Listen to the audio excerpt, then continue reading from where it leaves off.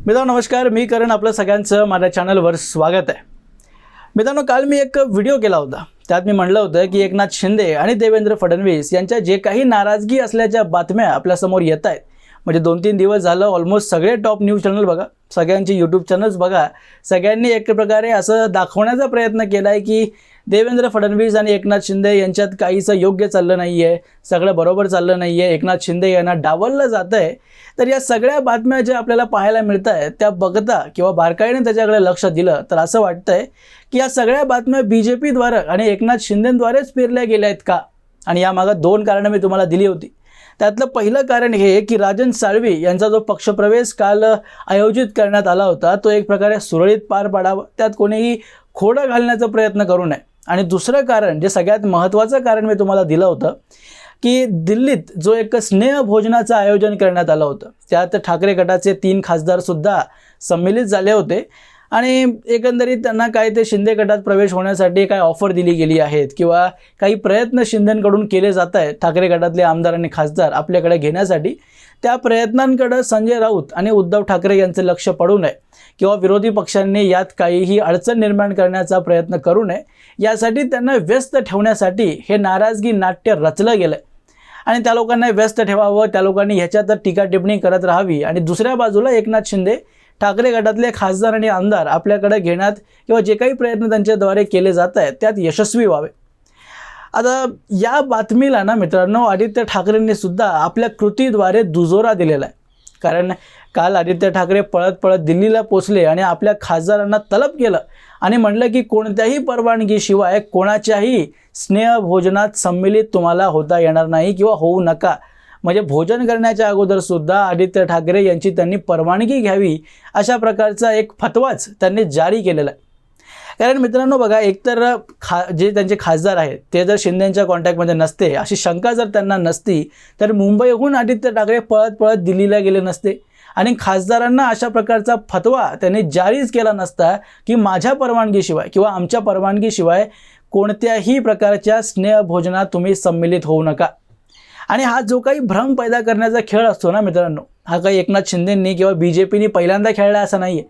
आठवा 2019चा वर्ष जेव्हा परिणाम आले विधानसभेच्या निवडणुकीचे आणि जेव्हा उद्धव ठाकरेंनी म्हटलं की आमच्याकडं सगळे दरवाजे ओपन आहेत, सगळे ऑप्शन ओपन आहेत, तेव्हा शरद पवारांनी BJPला व्यस्त ठेवण्यासाठी म्हणजे जे काही त्यांनी महाविकास आघाडी निर्माण करण्याची एक व्यूहरचना रचली होती त्यात BJPनं काही समस्या पैदा करू नये, निर्माण करू नये, यासाठी त्यांच्यासोबत आपण सरकार निर्माण करणार आहोत.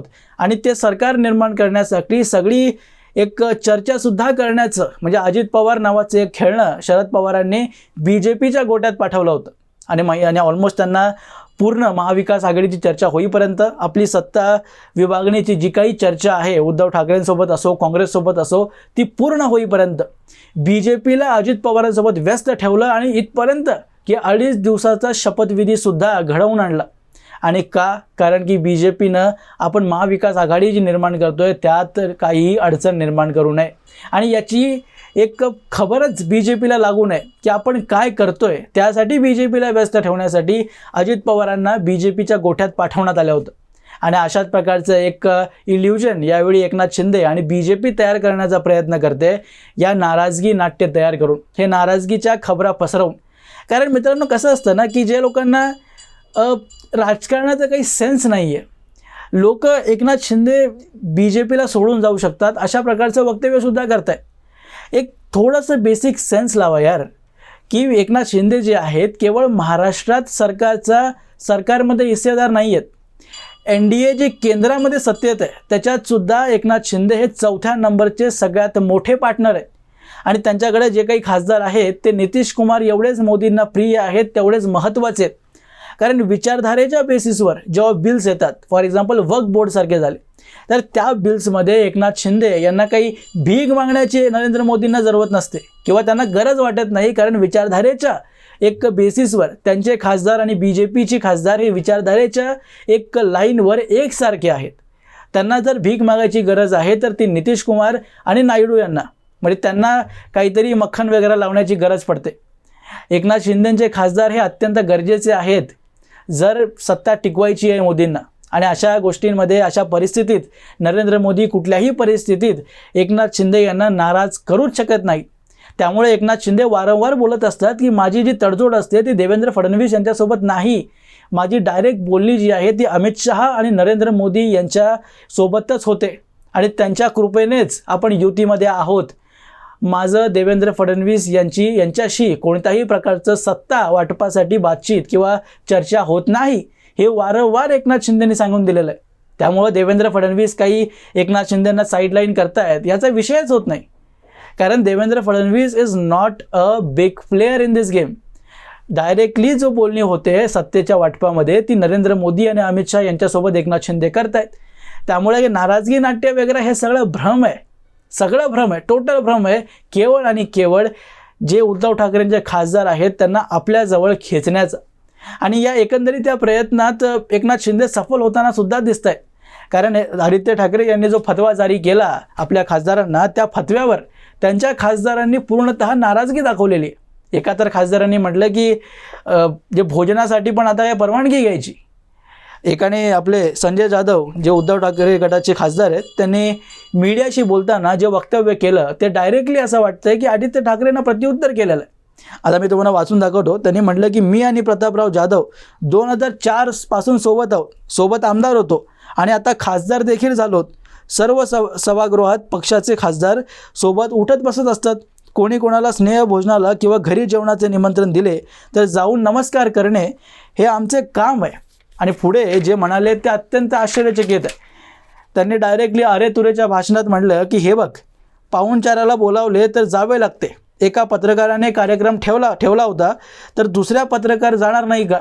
म्हणजे एका पत्रकारानं जर कार्यक्रम ठेवला तर दुसरा पत्रकार जाणार नाही का? किंवा तो आपल्या हायकमांडला विचारत बसणार, अशा प्रकारचा प्रश्न त्यांनी विचारला. आणि हा प्रश्न त्या पत्रकाराला नव्हता मित्रांनो, हा प्रश्न आदित्य ठाकरे यांना विचारला असं वाटतंय. कारण तुम्ही जर स्नेहभोजनासारख्या छोट्याशा मुद्द्यावर सुद्धा तुम्ही जर ही अपेक्षा करताय आपल्या खासदारांकडून की त्यांनी फोन करावा की साहेब मी जेवणाला जाऊ का नको, आणि तुम्ही जा म्हणलं तर जातो, नाही म्हणलं तर घरी बसतो, अशा प्रकारचं राजकारण होत नसतं. जर एवढ्या छोट्या छोट्या गोष्टींवर तुम्ही जर खासदारांना गुलामांसारखं वागवणार असाल तर कोणताही खासदार हा उद्धव ठाकरेंकडे टिकणार नाही.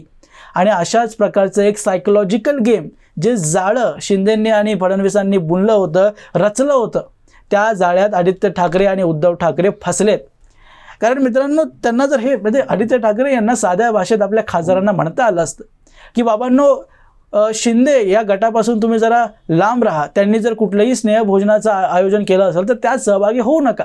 पण त्यांनी म्हटलं काय तर कोणाच्याही स्नेहभोजनात जाण्याअगोदर परवानगी घ्या, परवानगी घेतल्याशिवाय कोणाच्याही स्नेहभोजनात सम्मिलित होऊ नका.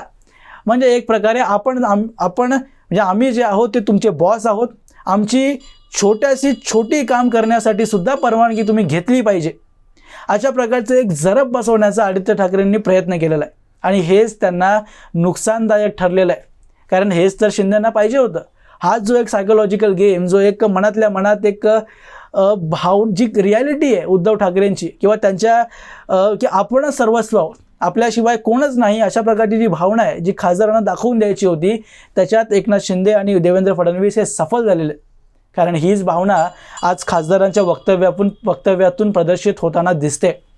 आणि जर अशीच वागणूक आदित्य ठाकरे देणार असतील, कारण खासदार हे याच्यामुळे नाराज नाही झालेत की त्यांना परवानगी नसल्यामुळे ते गेले, याच्यामुळे त्यांना तलब करण्यात आलं, त्यांना काही 2-4 गोष्टी ऐकवण्यात आल्या. त्यांना दुःख यायचं होतं आहे की आदित्य ठाकरेंसारखा व्यक्ती जो दुसऱ्यांदा आमदार झाला आहे आणि त्याची काहीच क्वालिफिकेशन नाही किंवा ह्याशिवाय की तो उद्धव ठाकरे यांचा सुपुत्र आहे, तो आता आम्हाला म्हणतोय की परवानगीशिवाय कुठेही तुम्ही जायचं नाही.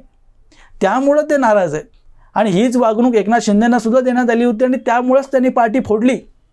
आणि हेच आज त्या खासदारांसोबत होतं आहे ज्यांनी सत्तेला लाथ मारून उद्धव ठाकरे यांच्यासोबत राहण्याचा निश्चय घेतला. त्यांनाही एकनाथ शिंदेंसोबत जाता आलं असतं, पण बाळासाहेब ठाकरे यांचे उत्तराधिकारी हे उद्धव ठाकरे आहेत असं मानून काही लोक त्यांच्यासोबत राहिले.